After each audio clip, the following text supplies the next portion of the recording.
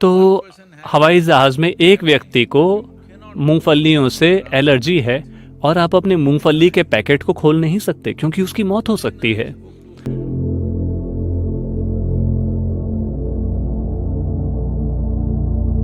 लेकिन मुझे इस चीज़ की एलर्जी है, उस चीज़ की एलर्जी है, मुझे साफ हवा से एलर्जी है, मुझे सूरज की रोशनी से एलर्जी है, मुझे बारिश से एलर्जी है। ऐसा वास्तव में लोगों के साथ हो रहा है। ऐसा इस हद तक हो रहा है कि एलर्जीज अब शरीर में होने वाली छोटी मोटी बीमारियां नहीं रहीं, ये लोगों को मार रही हैं। मुझे पता है कि कुछ ऐसे लोग हैं जिन्हें मूंगफलियों से एलर्जी है।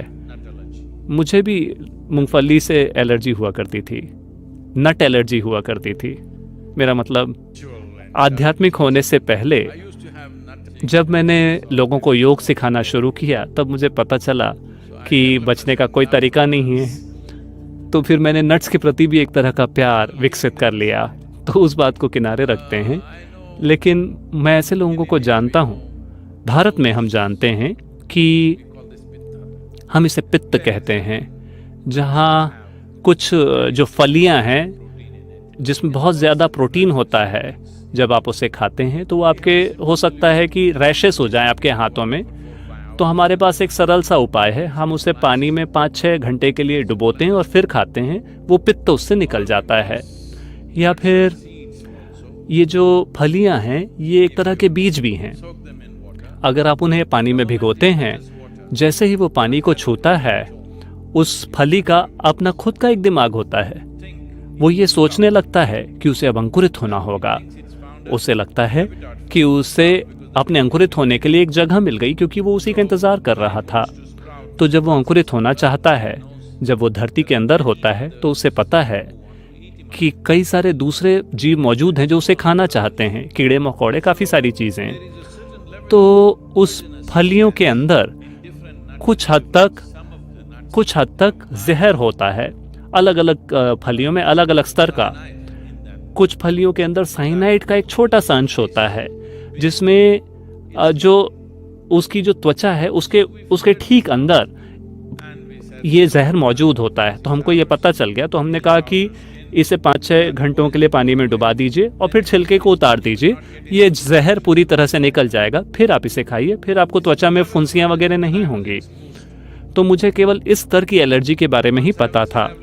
लेकिन एक बार मैं डेल्टा एयरलाइन में ट्रैवल कर रहा था अमेरिका में, और उन्होंने अनाउंस किया, उन्होंने घोषणा की कि आज हम मूंगफलियां सर्व नहीं करेंगे, क्योंकि हवाई जहाज में एक ऐसा व्यक्ति है जिसे मूंगफलियों से एलर्जी है। तो जब मैं अमेरिका आया, लोग कहने लगे पीनट। मुझे हमेशा लगता था कि ये कैसे पैदा करते हैं, हम इसे ज़मीन से उतारते हैं, आपको पीनट कैसे मिलता है? चूंकि वो ग्राउंड से आता है, वो एक ग्राउंड नट है। खैर, वो चीज़ अब मुझे समझ आ चुकी है।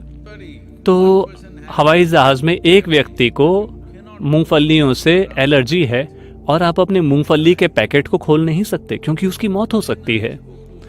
फिर मैंने कुछ डॉक्टर से पूछा, क्या ये वास्तव में सच है या हम बढ़ा चढ़ा के कह रहे हैं? उन्होंने कहा, नहीं सदगुरु, ये बिल्कुल सच है कि इस तरह के बंद वातावरण में अगर आप मूंगफली का पैकेट खोलते हैं तो शायद वो आदमी मर जाए।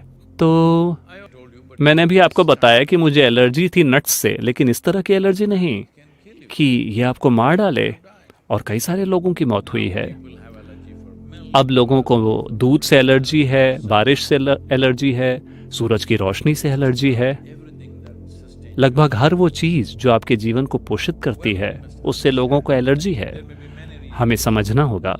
इसके शायद कई कारण हो, लेकिन मेरी समझ में, चीज़ों के मेरे बोध में इसका एक कारण ये है, मुझे लगता है कि हमारे अंदर ये सारे अलग अलग तरह के जीवन जो मौजूद हैं और जो हमारे जीवन की मदद कर रहे हैं, हमें वो बना रहे हैं जो हम हैं, हम उन्हें खुश नहीं रख रहे हैं।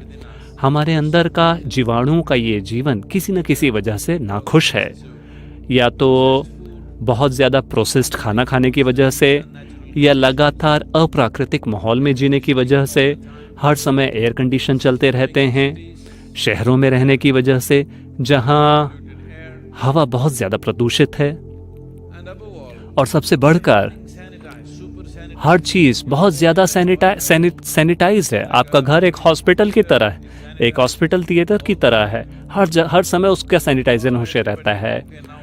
हर कोई, ठीक है अभी वायरस का समय है, आप हाथ धो रहे हैं, वरना हर समय अपने हाथ को साबुन से धोइए, साबुन से धोइए। देखिए, बैक्टीरिया, वायरस, माइक्रोब्स ये हमारा एक हिस्सा है। इस शरीर के अंदर हमसे कहीं ज़्यादा उनकी संख्या है। आप जिसे मैं कहते हैं वो इन वायरस और बैक्टीरिया की संख्या से कहीं कम है जो हमारे अंदर मौजूद हैं। तो उन्हें खुश रखना बहुत ज़्यादा महत्वपूर्ण है। तो सिर्फ एक पत्ती तोड़कर, एक शहर के गार्डन से नहीं, शायद उन सब में कीटाणुनाशक को डाला गया हो, लेकिन किसी प्राकृतिक अवस्था में एक पत्ती को तोड़कर अपने मुंह में डालना आपको मारेगा नहीं, क्योंकि यह जीवन और वह जीवन आपस में जुड़े हुए हैं। और सबसे बढ़कर धरती से संबंध तोड़कर रखना। जिस धरती से हम पैदा हुए हैं, जिस मिट्टी से हम पैदा हुए हैं, उससे अपना संबंध तोड़ना। उस मिट्टी पर जिस पे कि हम अंततः जाके मिलने वाले हैं, उससे अपना संबंध तोड़कर रखना। मेरे ख्याल से हमारे अंदर जो 1000 से ज़्यादा प्रजातियों के जीवाणु मौजूद हैं, वो खुश नहीं हैं। जब वो खुश नहीं हैं, अगर वो थोड़ा भी परेशान हो जाते हैं, तो आपकी तबीयत खराब हो जाती है, आपका मानसिक संतुलन बिगड़ जाता है, आपका भावनात्मक संतुलन बिगड़ जाता है। ये सारी चीज़ें हो रही हैं। तो ऐसे एक समय पर, मुझे पता है इस तरह के समय में इन चीज़ों के बारे में बात करना थोड़ा खतरनाक है, जब एक सूक्ष्म जीवाणु यानी कि एक वायरस हमारे जीवन को खतरा दे रहा है। मैं बात कर रहा हूँ उनके साथ समझौता करने की, क्योंकि लंबे समय तक अगर आप खुशहाली चाहते हैं, खासतौर पर आपकी मानसिक खुशहाली और भावनात्मक खुशहाली, एक ऐसे समय पर जब कल निश्चित रूप से अनिश्चित है, ये हमेशा अनिश्चित होता है, लेकिन कम से कम आपके दिमाग में एक थोड़ी निश्चितता होती है।